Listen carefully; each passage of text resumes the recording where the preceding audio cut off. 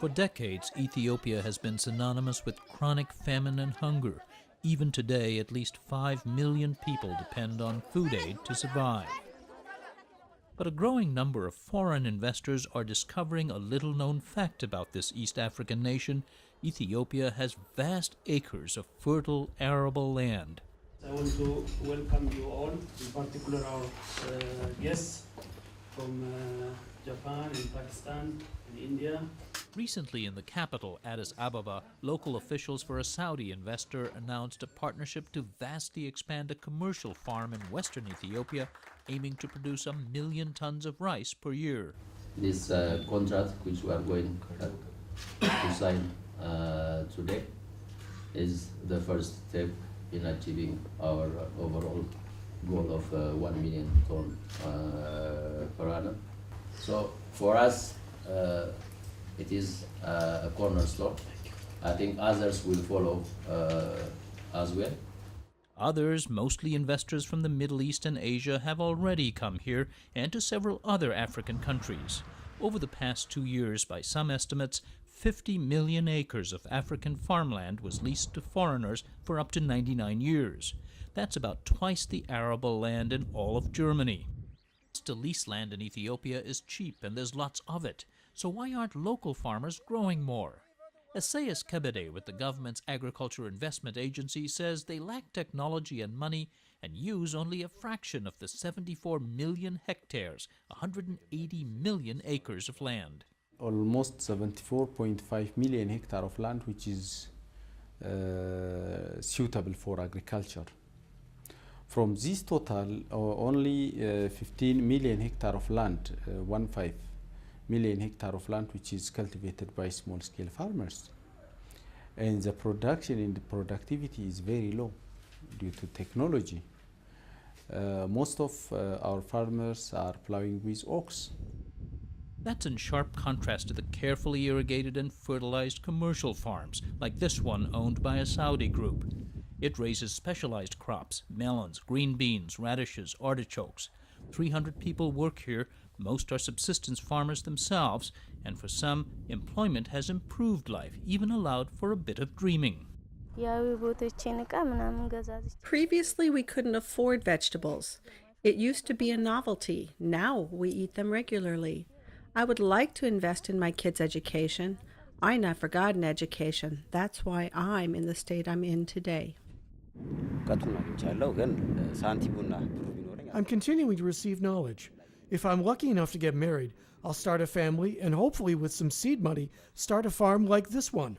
There's one big problem that some economists and government opponents see with all of this. They say the benefit to ordinary Ethiopians is minimal. To begin, all the produce is intended for supermarkets in rich countries, in this case Dubai. Merara Godina is a political science professor and member of the opposition Omoro People's Party. Food is growing, is grown on your land, and you simply see but don't eat. Where it is going? It's not for the local consumption. I think what the good colonial days, colonial plantations, the benefit is going out. He says the government of longtime Prime Minister Meles Zenawi, who took power in 1992, has given land away to favored investors. It hasn't looked after the country's own food needs or the welfare of ordinary Ethiopians, he charges.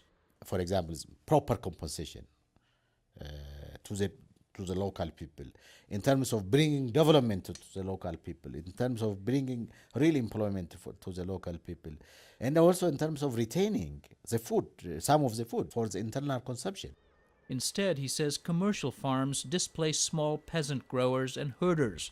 He cited a 17,000-acre farm near the western town of Bako. It's been leased to an Indian company which is planting corn. These small farmers say this development has come entirely at their expense. How many people used to farm on land that is now farmed by the commercial farm?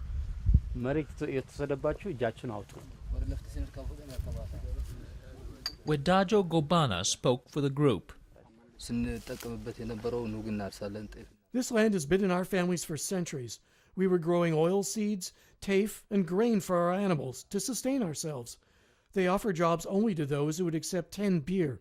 They raised it from 7 beer. That wage, fairly common on commercial farms, is well below $1 a day. And even though it's more than most subsistence farmers earn, these men say it's hardly enough to improve life in their impoverished community. They swindled us. They promised roads, schools, water, and whatnot. But the only evidence we saw is when they wanted this piece of land for a road, they came in with excavators and created huge mounds. It was extremely muddy, and it was hard to get around. The company declined to participate in this story. However, the government's cabinet took strong issue with allegations that people are being kicked off their land. It is false. It is false. Cabinet says for the most part the government is leasing acres that have never been farmed. He also argues that the open market already has caused some wages to rise. And he doesn't think it's realistic to expect private investors to solve community problems or to sell some of their produce at prices Ethiopians could afford. Because, the investor is not coming for heaven. They are coming for profit. Our problem is resolved by our community. The problem is resolved by our government. The development is coming jointly with the community, with the government, with the investor. Nebiu Samuel, spokesman for a prominent Saudi investor, agrees. I'll be very frank, at the outset I said we are here, to do business. However, he says his company's investments will bring lots of development benefits, new infrastructure, for example, in a country that sorely needs it. Recently, we just ordered close to 1,000 trucks from Volvo, and we're going to be utilizing it, hopefully, to transport this production. People are going to get involved in that sector. And then the other, attending, jobs, around that, the fuel suppliers, the food suppliers, the restaurant man, the hotel man. I mean, it's immense in terms of employment and job opportunities. And this is where people can really think positive rather than saying, oh, money is coming from outside. Many experts say Africa's vast pastures could be the world's next breadbasket. They say the global supply of arable land is dwindling due to urban development, climate change, and soil degradation. Food shortages caused riots in some countries in 2008 and were a wake-up call, says Lamordia Tambiano of the UN's Food and Agriculture Organization. This situation has revealed that you may have the money, but there's no cereals or there's no food to buy. To take the case of Africa, we estimate that you still have around 700 million of hectares who can be put into production. So this is a potential win-win situation, is what you're saying. Absolutely.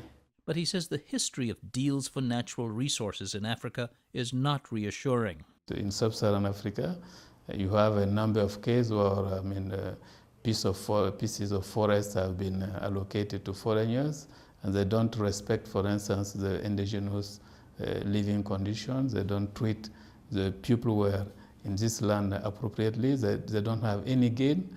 All the timbers and all the goods are removed from the forest, destroying the environment, polluting the land, the water.